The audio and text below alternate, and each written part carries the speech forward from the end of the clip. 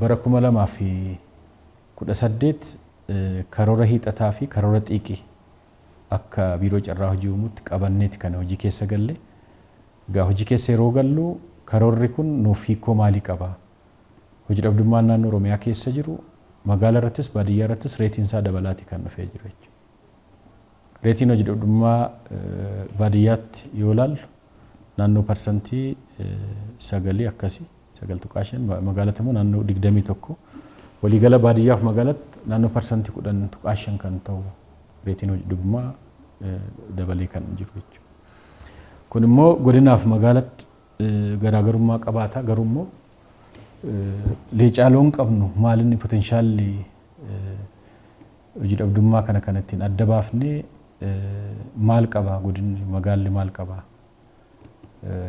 Leecaaloo qaban kun immoo hammam hojii dhabdummaa jiru keessatti fayyadamaa taasisuu danda'a kan jedhu sirriitti karoora keenya irratti humna hojii kana fudhatee raawwatu godinaalee fi magaalota wajjin karoora keenya irratti walii galleeti. Naannoo miiliyoona 2.7 carraa hojii dhaabbiidhaan karaa tokkoon waldaadhaan gurmeessuudhaan enterpiraayiziidhaan gurmeessuudhaan karaa biraatiin immoo qacarriidhaan industiriiwwan jiran keessatti hojii keessa galchinaa seektaroota hojii qonna irratti industirii irratti akkasumas tajaajila irratti carraa hojii ammanaa humna inneeti kan qabanne.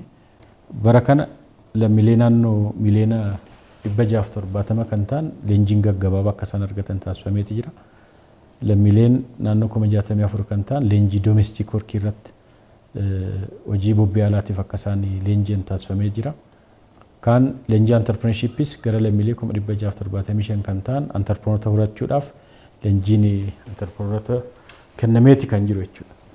Gama carraa hojiitiin carraa hojii waliigala gurmii fi dhaabbiidhaan gurmiidhaan gara lammiilee 294 kan ta'an enterpiraayizii 26 olitti kan gurmaanii hojii keessa akka isaan galameetti taasifamee kan jiru. Qacarriidhaan naannoo lammiilee 167 kan ta'an akka isaan qacaraman taasifamee jira. Waliigala lammiilee 416 kan ta'an carraa hojii dhaabbiidhaan enterpiraayiziidhaan gurmeessu akkasumas immoo industiriiwwan jiran keessatti qacaramanii qonna irratti industirii irratti akkasumas tajaajila keessatti qooda akka isaan fudhatan taasifameeti kan jiru jechuudha. Waliigala naannoo carraa hojii biyya keessatti uumne kana yoo ta'u bobbee alaatiif naannoo lammiilee 58,741 kan ta'an biyyootan waliigaltee ministeerri carraa hojii uumuu fi ogummaa qabu biyya Saawud Arabiyaa, Yuunaayitid Arab Emireet keessatti, Kwaataar keessatti, Joordaaniin keessatti hojiin kun akka uumamu lammiileen leenjii fudhatanii goomanii akka isaan deeman taasifameeti kan jiru. Waliigala joottanii arfan kana keessatti lammiilee naannoo 475 kan ta'aniif carraan hojii kan biyya keessaaf kan biyya alaa carraa hojii enterpiraayiziidhaan gurmeessuudhaaf qacarriidhaan akka hojii keessa galan taasifameeti kan jiru. Tarii deeggarsa isaaniif taasifame yoo ilaallu deeggarsa liqiin faayinaansiin akka dhiyaatu qusannaa naannoo miiliyoona 800 ol akka isaan qusannan taasifameeti jira. Liqii naannoo biiliyoona 7.9 kan ta'u liqii argataniiti kan jiranii. Tarii gaheen baankii siinqee parsantii 80-90 ol as keessatti kan qooda fudhatee jiru.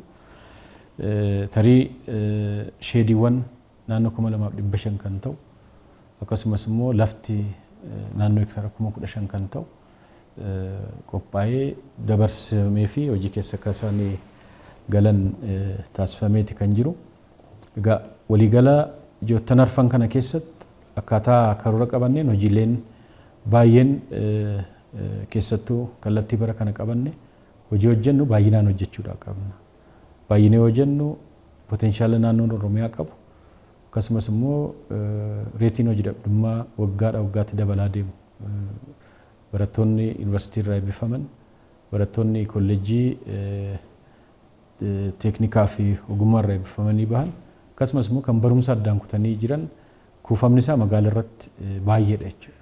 Kanaaf carraa hojii magaalaa keessatti uumamaa jiru hojiin wal bira qabne yeroo ilaallu kan wal madaalu miti jechuudha. Kan bara kana irratti karoorfannee risoorsii qabnu fayyadamnee yoo hojii keessa galchine kan dandeenyu jennee qabanneeti malee reetiin isaa guddaadha. Kanaaf jecha waliigala baay'ina godina magaala aanaa gandoota qabnu potenshaala kanaan adda baafnee carraa hojii qabsiisuudhaa qabna inniiti. Lammaffaa ariitiidha. Ariitii yeroo barbaadu keessatti hojii dhabaan keenya tajaajila nuu kenninuun, deeggarsa nuu taasifnuun, leenjii nuu kenninuun, hubannoo nuu himnuun karaa guutuu ta'een hubannaa kenninee fi abdii akka inni rootu yoo gochuu hin dandeenye ariitii barbaadamuun yoo sirriitti abdii taanee fi hojii keessa akka inni galuudhaa danda'u qorqalbii yaadama isaa sirriitti yaadama biizinasii keessatti galuudhaa danda'u gaaga'ama jiru kisaaraa jirullee itti yaadee bu'aadhaaf yoo hojjettu kisaaraa dhufuudhaa danda'a jechuudha. Kana hundallee akka carraatti fudhatee fayyadamee hojii keessa akka itti galuudhaa danda'u sirnaan gorsinee leenjifnee ga'umsinee hojii keessa hin galchinu ariitii barbaaduun hin deemne yoo ta'e rakkoodhaadha. Kanaaf dhimma hojii dhabdummaa dhimma dinagdeetis dhimma nageenyaatis dhimma siyaasaatis kanaaf kana giddu galeessa godhannee deemuudhaa qabnaadha. Kaan dhimma qulqullinaati. Hojiin hojjennu hundi qulqullina qabaachuudhaa qaba. Tu namni nyaatee hin bulin, tu namni leenjii ogummaa gonfachuudhaa qabu tu hin gonfatin leenjiira jennee dabarsuudhaan qabnu. Carraan hojii uumamuu carraa hojii tuufiinsa qabu ta'uu qabaadha. Lakkoofsa qofa irratti xiyyeeffachuu hin qabnu. Isaaf immoo dhimmoota diijitaal ikoonomii ijaaruu qabna. Diijitaal ikoonomii ijaaramaa jiru kana keessatti fayyadamaa ta'uudhaa qabna. Isaaf jecha dhimmoota onlaayin joob hojii fagoo biyya keessa ta'anii waajjira banuun itoo hin barbaachisin, sheedii kilaastara ijaaruun itoo hin barbaachisin, liqiin adda ta'e mijachuun itoo hin barbaachisin kompiitaraa fi intarneet aksesii qabaatanii walitti hidhamiinsa qabaa yoo qabaatan hojii miiliyaan lakkaa'amu fayyadamaa ta'uu danda'u. Muuxannoon addunyaan kan nu agarsiisu Chaayinaan, Hindiin Afrikaa keessatti alarraa warra Chaayinaa fi Hindii fi Filiippiinsiin fudhachuu dandeenya.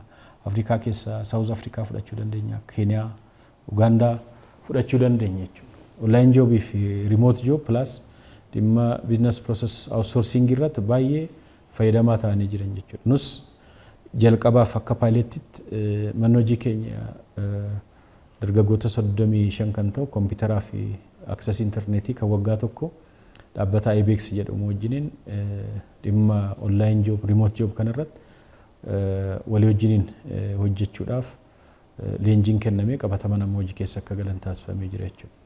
Hojiin biraas hojjennu industirii irratti haa ta'u, tajaajila irratti haa ta'u, qonna irratti intarpiraayiziin ijaarru intarpiraayizii har'a ijaaramee diigamu tun ta'in intarpiraayizii abdii egeree borii kan qabu.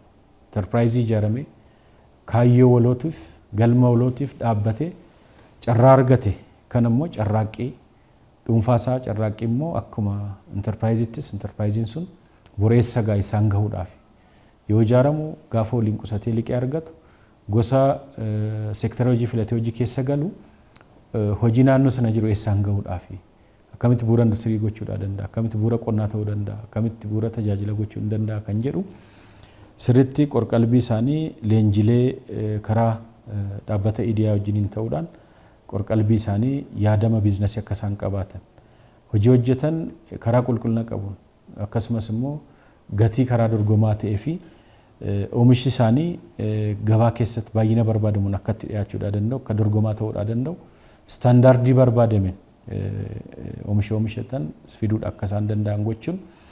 Kana malee carraan hojii uumnu kun carraa hojii ogummaan durfamu yoo jennu carraa hojii soonoo dabalu value added kan ta'e jechuudha. Dhimmi waa hunda dheedhisaa dhiyeessurraa hamma ta'e agro processing godhanii process godhanii dhiyeessuun. Amma dhimmoota carraa hojii baadiyyaaf magaalatti uumaa jirru keessa baadiyyaa carraa hojii inisheetiivoota naannoo 28 kan ta'an madda carraa hojii uumuutti hin ta'an jiru jechuudha. Magaalaa keessatti gara inisheetiivii 11 madda carraa hojii kan ittiin ta'an. Kun immoo qonna yoo fudhanne qonna misooma midhaaniitiif misooma beeladaa jira. Misoomni beeladaa beelada fakkeenyaaf furdisa irratti, beelada fakkeenyaaf horii aannaniiti irratti, beelada fakkeenyaaf hindaanqoo kan foonii jira, kan hanqaaquu jira jechuudha. Kana malee immoo oomisha qurxummii irratti akkasumas immoo misooma oomisha booyyeeti irratti, misooma dammaati irratti, misooma midhaanii keessatti qamadii irratti, misooma ruuzii irratti, misooma kuduraa fi muduraa muuzii irratti, abukaadoo irratti baay'ee isaanii oomishtummaa isaanii dabalatanii oomisha dorgomaati hamma alatti kan erguudhaa danda'an kan achi keessatti ijaaraman jiru.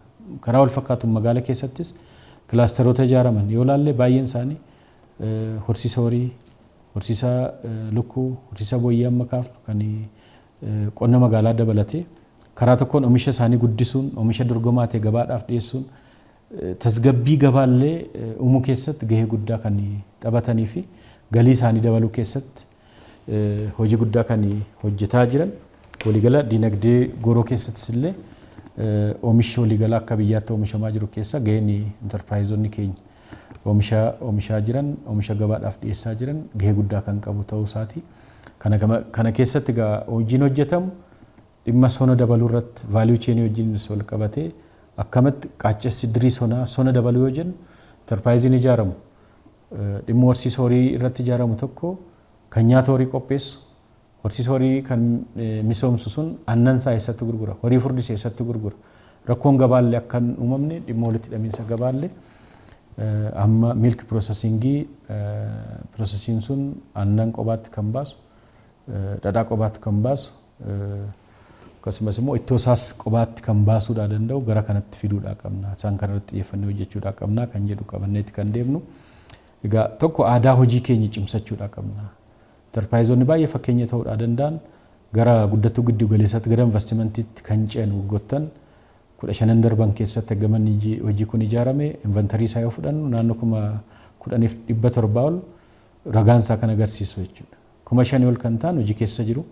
Kaan immoo adeemsa kanaan dura lafa kennamee bakka hojii kenname qabaqatanii murtaa'e duukaa bu'anii murteessuun lafa ofirkaan gahanii akkaataa ce'umsa isaanii eeganii seektara hojii ce'an irratti hojii keessa galuu wajjin ol qabatee hanqinni jiru jira. Akkimni qaama bulchaa birattis lafa murtaa'ee fi kenname kana dafanii harkaan gahuu wajjin ol qabatee harcaatii mul'atu jira.